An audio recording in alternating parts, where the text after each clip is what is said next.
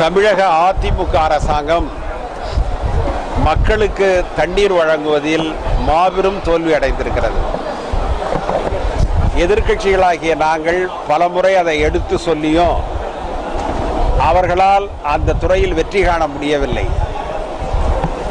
எனவே தமிழக காங்கிரஸ் கட்சி மகாத்மா காந்தி 100 ஆண்டுகளுக்கு முன்பு கிராமங்களை நோக்கி சென்று ஆக்கப்பணிகளை செய்ததைப் போல இன்றைக்கு நாங்கள் நகரங்களிலும் கிராமங்களிலும் இருக்கிற குளங்களை ஆழப்படுத்துவது என்று முடிவு செய்து ஒரு மாவட்டத்திற்கு ஒரு குளம் என்று 72 மாவட்டங்களிலும் காங்கிரஸ் மாவட்டங்களிலும் 72 குளங்களை நாங்கள் தூர்வாருவதற்கு ஏற்பாடு செய்து கொண்டிருக்கிறோம்.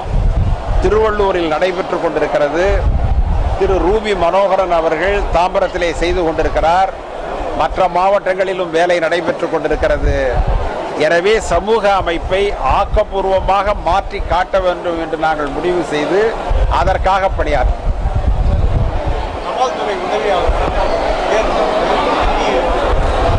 அதாவது மத்திய அரசாங்கத்தினுடைய தேர்வாணையம் எல்லாமே இந்தி, ஆங்கிலம் அல்லது குஜராத் இந்த மொழிகளில்தான் தேர்வுகளை நடத்துகிறார்கள். அது ரயில்வே துறையாக இருந்தாலும் சரி, NLC நிலக்கரி நிறுவனமாக இருந்தாலும் சரி, பொதுத்துறை வங்கிகளாக இருந்தாலும் சரி, IIT போன்ற கல்வி நிறுவனங்களிலும் வேலைவாய்ப்பு என்பதற்கு தேர்வுகள் ஆங்கிலத்திலும் இந்தியிலும் தான் வருகிறது. சில தேர்வுகளில் குஜராத்தி மொழியையும் தேர்ந்தெடுக்கிறார்கள். நாங்கள் எந்த மொழிக்கும் எதிரானவர்கள் கிடையாது. ஆனால் நடைமுறை சிக்கல் என்னவென்று சொன்னால், உத்தரப்பிரதேசத்தில் இருக்கிற ஒரு மாணவர் தன்னுடைய தாய்மொழியான இந்தியில் தேர்வு எழுதுகிற பொழுது நிறைய மதிப்பெண் பெறுகிறார். குஜராத்தில் இருக்கிற ஒரு மாணவர் தன்னுடைய தாய்மொழியான குஜராத்தில் எழுதும் பொழுது நிறைய மதிப்பெண் பெறுகிறார்.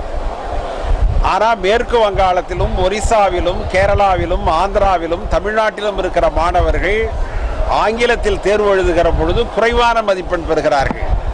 எனவே வேலை வாய்ப்பு இவர்களுக்கு கிடைக்கவில்லை. நான் நம்மூர் ரயில்வே ஸ்டேஷனில் பார்த்த தமிழ் தெரியாதவங்க தான் பணியில் இருக்கிறாங்க. எங்கூர் தபால் ஆஃபீஸில் தமிழ் தெரியாதவங்க இருக்கிறாங்க.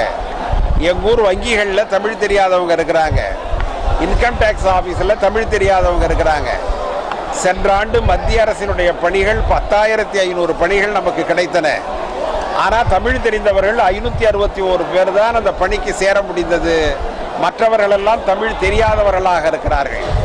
எனவே மோடி அரசாங்கத்தை பார்த்து நாங்கள் கேட்டுக்கொள்வது என்னவென்று சொன்னால், வேலை வாய்ப்பில் எல்லோருக்கும் சமமான வாய்ப்பு வழங்கப்பட வேண்டும்.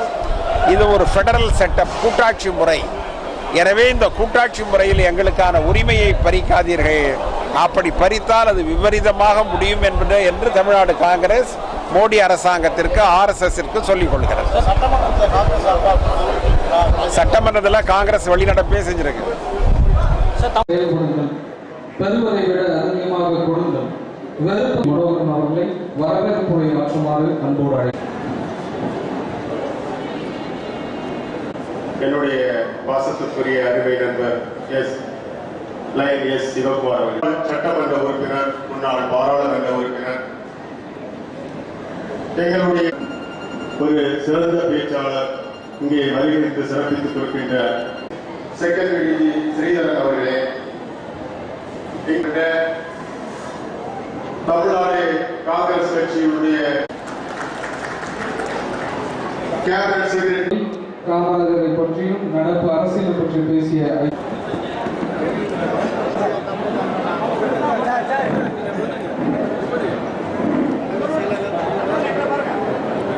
சார், கையில ரசீது இருக்கவங்க வச்சுங்க. கூட்டம் நன்றி வரை முடித்த பின்னால் உங்களுக்கு பள்ளிக்கூடத்திற்கான சேவை திட்டங்களை வழங்குகிறார்கள். ரெசிப்ட் வச்சிருக்கவங்க கொஞ்சம் பொறுமையா இருங்க. மாவட்ட நிர்வாகிகள் பெரிய மனதோடு தனக்கு ஒதுக்கிய நேரங்களை கூட சேவை அவர்களும் அவர் சார்ந்த சங்கத்தை சார்ந்தவர்களும் தயவு செய்து